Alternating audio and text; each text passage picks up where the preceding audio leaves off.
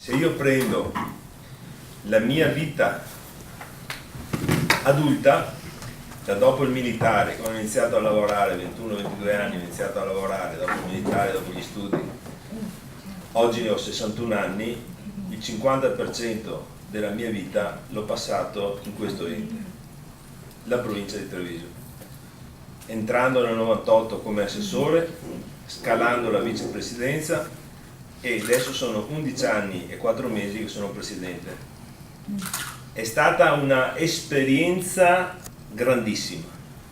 Mi sono commosso questa mattina, non ci pensavo, perché ho trovato uno staff, dal mio capo gabinetto al segretario, al direttore generale, alle mie ragazze di segreteria, che sono stati degli amici prima di tutto, dei grandi collaboratori con grandi esperienze, con grandi capacità, intelligenze, ma soprattutto degli amici. Questo rapporto che si è creato in questi anni, anche questo è qualcosa che umanamente è veramente, mi inorgoglisce tantissimo come persona.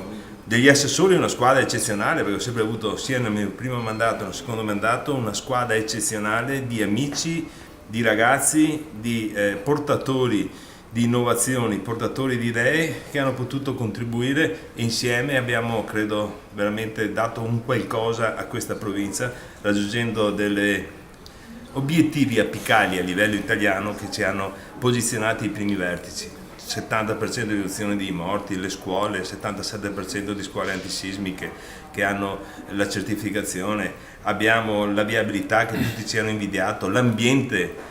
Per cui insomma una grande soddisfazione fatta assieme a una grandissima squadra del sottoscritto, degli assessori, da tutta la parte tecnica.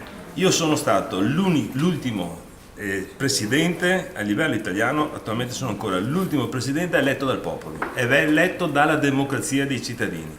Da domenica anche in provincia di Treviso la politica eleggerà il presidente della provincia. È stato leso ancora una volta il diritto ai cittadini di poter esercitare la democrazia, cioè votare la persona che più gli aggrada perché rappresenti il territorio provinciale.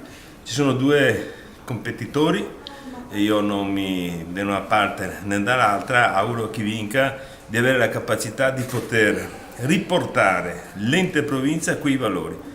Io passo da solo un parametro, da 120 milioni di entrate ne abbiamo 62. Il resto è andato direttamente tutto a Roma. Non erano soldi che arrivavano da Roma, erano soldi trevigiani che sono stati presi e portati a Roma. Per cui riduzione del 50% della capacità economica di intervento per fare scuole, strade, sicurezza, ambiente e quant'altro. Presidente, se qualcuno in futuro le chiedesse un aiuto a livello provinciale o amministrativo, lei risponderebbe e darebbe la sua disponibilità?